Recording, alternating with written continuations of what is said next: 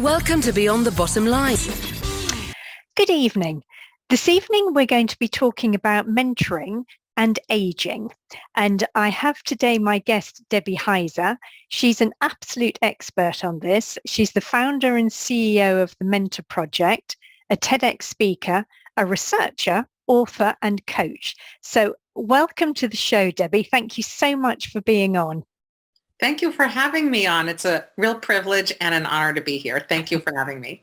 Well, as you know, I'm passionate about longevity and aging, and also because I'm so into wellness and the fact of holistic success, very much on how we can bring all of that together. So your expertise is the perfect guest, absolutely the perfect guest. So I think very much people these days, they panic about aging and the idea of getting older, but then there can be a very different reaction depending on what culture you're from and what country. And particularly when you're thinking about business and career with those in mind. But to my mind, there are so many advantages as well, which a lot of people don't realize. Mentoring being one of the main advantages when you're thinking in a professional context. So from your point of view, what are the advantages of mentoring, and from both perspectives, from the older person and the person being mentored? Sure. You hit on a few things. One is that, yes, there is a lot of fear in aging, or a lot of feelings of negativity about it. And I've been in the field since the 90s, and it's actually gotten a lot better since then. So we're on the right track. And although there are cultural differences in how people feel about it, there tends to be one that seems to be very clear in Western culture in particular, and that is the feeling that, boy, what is there for me as I get older? Most people think of aging as a physical process, and physical alone. So we have a steep increase in our ability and then a slow, steady decline. Yeah. And that's scary for people. No one says, great, I'm on board for that.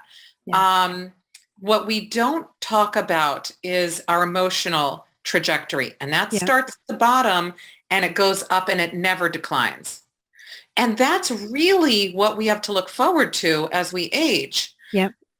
I'm in my 50s and I can tell you, I really don't care that I can't run as fast as I could when I was young. Yeah. I really don't. I don't mind that I have to wear reading glasses. I love that I feel emotionally connected with others and that I have deep, rich relationships and that I know who I am. Yes. And we know from Harvard and Stanford research that people are happier as they get older. So people in my age range are happier than 20-year-olds. Yes. And that's something to look forward to. And part of what happens when we're in midlife that a lot of people don't realize is that we're built to give back. Yep. So we check off all the boxes in our life that we're supposed to do, do well in school, find a job, find a partner, do everything we're supposed to do, succeed in what you do. And then you've done it. And then people say, okay, now what? Yep. Now what is in store for me? And that transition can be rough for people because we don't talk about what should we do next? What's there after you've checked the boxes? Yep. And what's there is the desire to share our expertise with others. And we can do that in three ways. The sort of generative giving back, that's volunteering, mentoring, and philanthropy. And I like to focus on mentoring because it's free. And everyone, it doesn't matter if you're a grandma, it doesn't matter if you're a CEO of a company, it doesn't matter if you're the best lawyer out there, whatever it is that you have an expertise in, you have something to give back to the next generation. Yeah. And that's a form of immortality for us. It's like a legacy that we're handing off. And that is incredibly powerful. So mentoring someone else puts a piece of you into them. Yes. And then we get to feel that benefit. The mentee's like, yay, we all know the benefit to the mentee, but the mentor gets the feeling of immortality and that we matter and that we have meaning in our lives. Yeah. But I mean, you say the mentees, they really know all the benefits. Do you think some of them feel old people are old? You know, this ageism attitude, because I worked very much in some other countries. The UK is quite good about people being older, and quite open to older people. They can do everything. They know everything. They don't panic. They don't stress. But there's other countries I've worked in where they really think once you hit 40, 45, definitely 50, forget it. You're a waste of space. You're just not worth it. You don't know anything. You're negative. So in some countries like that, do you think that the mentees still really appreciate that, or is there still a bit of a stigma maybe about older people doing it? Because I heard you say grandmas, which I'm a grandma and I'm in my 60s. So, you know, I tick both those boxes. But I still think someone of my age has a huge amount to offer in business, in life, in everything. But I do feel occasionally with some of the younger people, not from the British culture, but other cultures, that they're like, oh, she's boring. She's so old. She has no idea. She's stuck in the past. You know, she's not aware of business today. So do you ever find mentoring can have that as a challenge, or only the initial idea and then it goes very much into, wow, this is so good?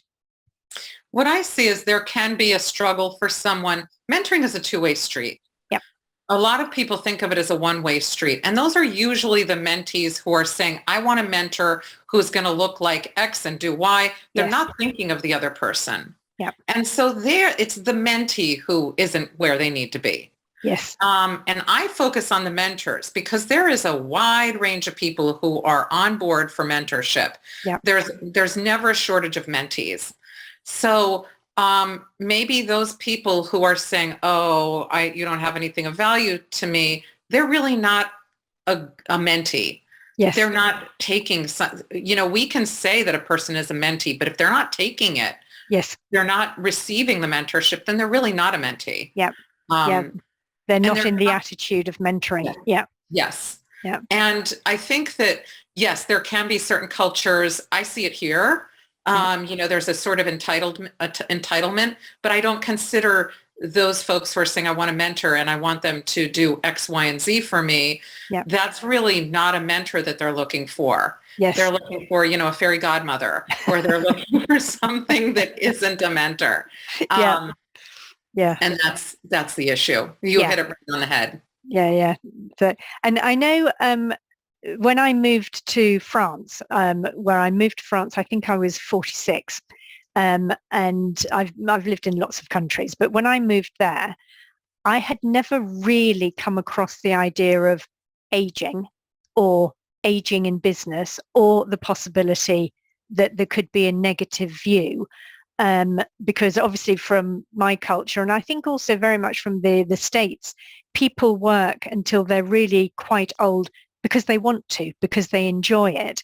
Whereas at the age of 46, I had most people saying, oh, you're too old, you're past it, which I found quite shocking. Why do you think in some cultures there is really such a negative view of aging in business? And also, why are they so wrong to think about it that way?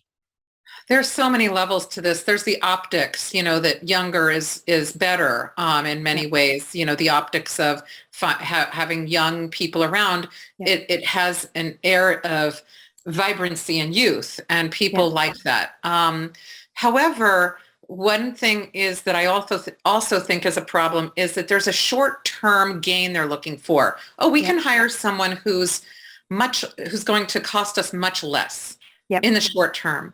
But in the long term, what they don't realize is they're reinventing the wheel, something that's already been done or thought about. And so the long-term gain is not as good for a company that has that viewpoint. So those companies who really value their experts are those who do very well in the long term. And those who are, flash in the pan, young person, vibrant, it tends not to work as well because that spending pennies in the beginning ends up costing more in the long run. Yeah. So why do they do that? I don't know, other than I think that a lot of people say, oh, I'm in the position of I have to look at the dollars and cents of my bottom line in my company, and I want to have it match what I need right now. I want to make an impression right now.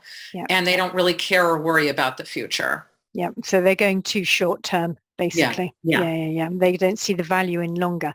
And as older people, I mean, imagine being in a company, I'm beginning to get older, but also I have my life outside. So if we want to really enjoy aging, whether it's the idea of enjoying it from 30 through to 70, 80, whatever, but if we want to enjoy the whole process of aging to the full, what do we need to focus on? What can we do that's going to give us more oomph, more energy? But I don't mean just physical energy, but, the whole bubble of physical, mental, emotional, everything.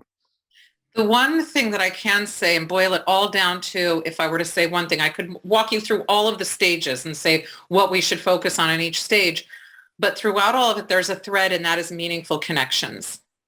And those who do not have meaningful connections do not live as long.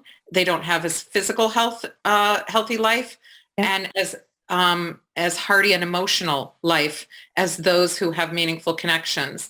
And meaningful connections isn't a matter of let me hoard as many as I can. It can be quality versus quantity. Yep. So if you have meaningful connections in your life from 30 on to 130, you're going to be fine. Oh, right. Oh, that's interesting. I know everyone talks about, physically and nutrition and things like that. But yeah, that makes a big difference. And so if we want to really, I mean, even my children's age, my children are in their 30s. So from their age onwards, if they want to really optimize activity, longevity, connectivity to improve all of our aging and to really channel it, how can we do that and continue to inspire the new generation, but ongoing with the new generation also thinking about it so that the whole vision changes? So if you're in your 30s, the one thing you want to do is to say, maybe I can slough off some of my my less meaningful connections, the ones that are more superficial, and focus on a smaller group of important people to me. And one of those important people, and when I say one of, I mean it could be 10, it could be multiple, should be a mentor. And the mentor doesn't have to be hierarchical, someone opening doors for you above you, 2 levels ahead, or your boss. It can be someone that if you look to your left or you look to your right, it can be someone with a level of expertise that you don't have who helps you out along the way. Those tend to also be really big game changers for us. If we start that when we're younger, that will carry through the rest of your life, and you don't even have to think about it. You're just doing it without even thinking about it. But if you're consciously aware younger, then it's going to enhance you and elevate you and give a bigger impact in your job, in your personal life, and in your health and longevity. Yeah. And for the older people who are trying to improve their life further on, but also bringing the younger ones along at the same time, what can you recommend for them? The one beautiful thing that we all have is the opportunity to mentor or leave a legacy through mentorship. And you get to choose who you want to give that to and what you want to give to them. So it's really, everyone can sit back and say, here's what I want my footprint to be in the world, so that I know that I mattered, that my being here was important. So if you were to say, I want to make sure that this person receives this value, this maybe recipe that's been passed down from generation to generation, this, bit of knowledge or expertise that I have, I'm going to put this to this person, and I'm going to give to this person, and I'm going to give to this person. That is what we have that makes everything go forward and brings the younger generation along with us. And then they will then pass that bit of you that they have held in to the next generation. Yeah. Yeah. And that, I mean, I love the idea of that, particularly the recipes. um, with that, going to a bit more of a scientific view of that, psychologically and emotionally, what benefit does this have to both sides, as well as sharing their knowledge and expertise? I mean, again, I'm thinking a bit more of a business environment because, I'm from a business background, but it's got to have more than just sharing the knowledge. It's got to be psychological and emotional. So what does that do? How does it help? I'll tell you from a business perspective, and this is also in the science world. Yep. I was just speaking with Dr. Robert Lefkowitz. He's the 2012 Nobel Prize winner in chemistry. Yeah. And he was talking about his legacy tree of the Nobel, essentially mapping out the mentors above him and the mentees below him and all of those on the side. It was like a family tree, but for mentoring.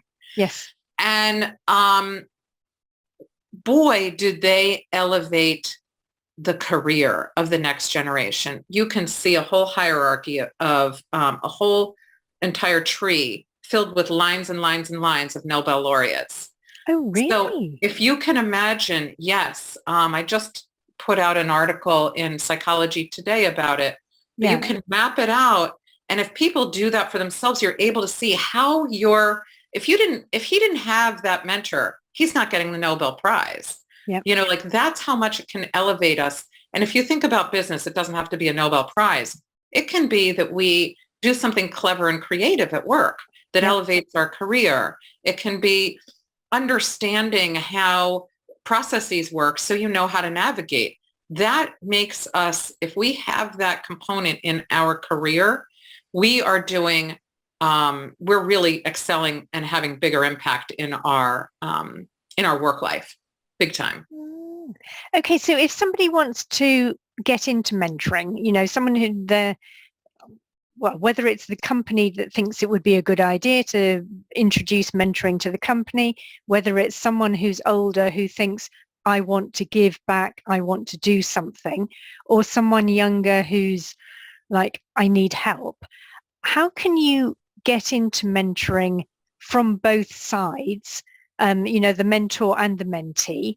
And for men or prospective mentors who would be interested but are a bit nervous, or they think maybe they wouldn't be good at it, or they're not good enough, what can you say to them to really encourage them to have the confidence to move forward and to do it?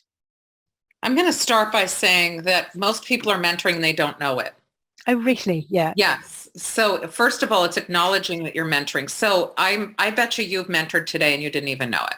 Yeah. And when I say that, there's something called lateral mentoring, and I've written about that as well. And it's where we have mentors and mentees that are to the sides, not up, hierarchically. So I helped somebody today with something that she needed help with. Yes. She's not in my field. I'm able to be vulnerable with her, and she can be with me in a different way than you can be hierarchically. Yes. So all of those insecurities that people feel like, I don't know if I have enough ability, I might be insecure about this, that goes away when you're doing lateral mentoring.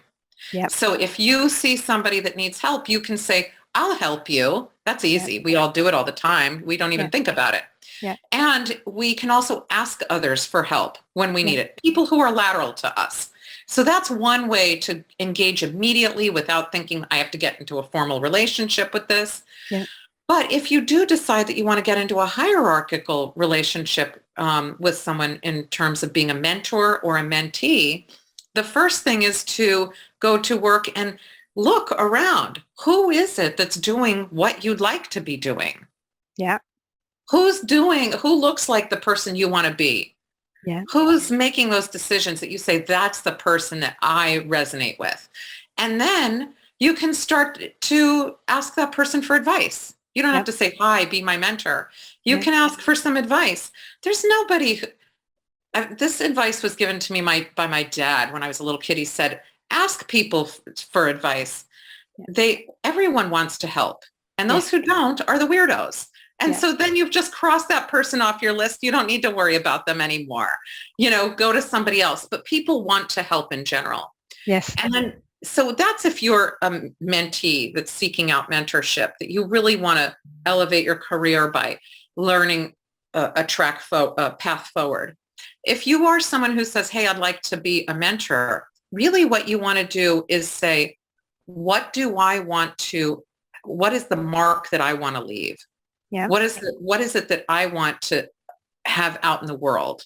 Not necessarily to find, I'm going to put my name up on a list and let somebody come and find me, but it's finding the mentee.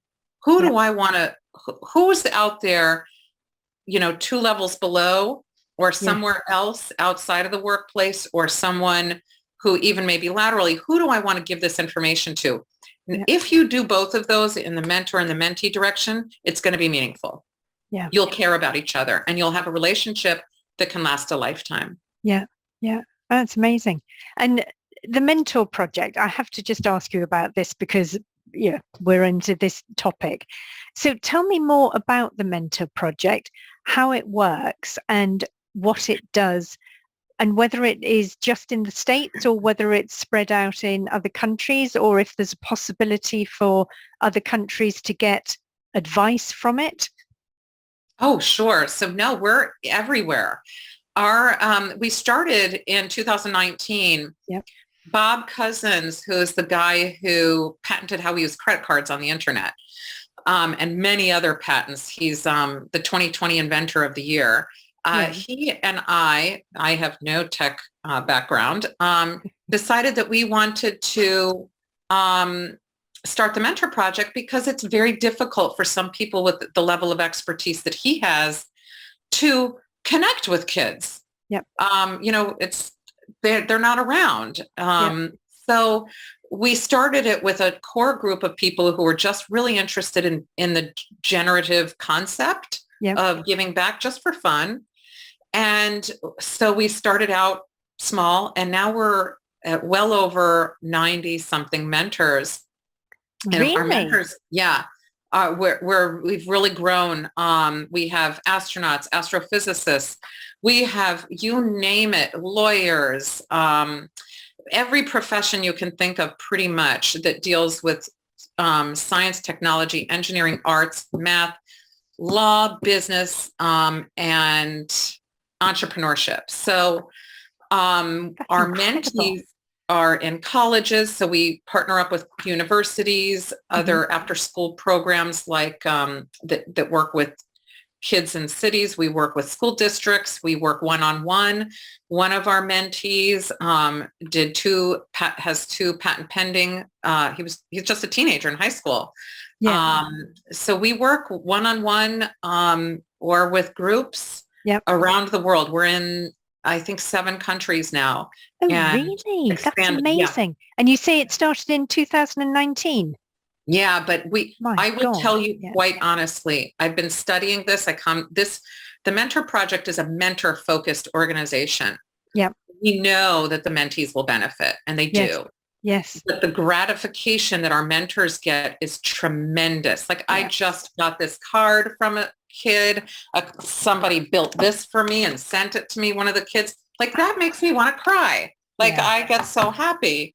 Yeah. And the mentors, all of the mentors do. It means so much to us. So I did not know, but I thought, theoretically, having studied all of this, it should have taken off. Yeah. But I kept thinking it can't possibly. Yes. And it's just spiraling and spiraling and spiraling because we really all do want to make a difference and matter. Yeah. Yeah. That's the best example of why business people should have mentoring in their company, because it shows exactly the real value and reward for both sides. Amazing. Absolutely. Amazing. So, okay. Can I ask you, just to finish up, any final piece of wisdom or key strategy that you think we should keep in mind regarding mentoring, longevity, things like that? Anything to help us going forward? I think that everyone, if they can just take one look and say, I'd like to ask someone for help in the next day. And I'd also like to offer help to someone the next day. And you don't have to label it as mentoring, but if you do that, you are going to be a prolific mentor in no time. So make your meaningful connections. You'll have a meaningful life. Oh, that's wonderful. Thank you. And lastly, how can people get in touch with you if they want to find out more? You can find out more about the Mentor Project at info@mentorproject.org. We are on LinkedIn with called the Mentor Project. We're on Facebook, the Mentor Project. And you can obviously check out our website, which is mentorproject.org. And we would be delighted to connect with anyone who would like mentorship or anyone who would like to learn more about becoming a mentor. Brilliant. Thank you very much. I'll put all of that on the website, but I know some of the audience, they like to go running and they listen on their earphones. So it's always good that they can hear it as well. So Debbie, thank you so much. That's absolutely fascinating. It's brilliant. It's so interesting. And I think it's such a good example of older people staying active and valuable and full of energy and really inspiring the younger generation. So thank you so much for being on the show. Thank you. It was such an honor to be on your show. Thank you so much, Anna. Thank you. Everybody, you've been listening to Debbie Heiser. Don't miss going to her website, finding out more about the Mentor Project. And as she said, start straight away. Try and help, see who you can help, see who you can get help from. Take care, everyone, and see you again next week. Bye.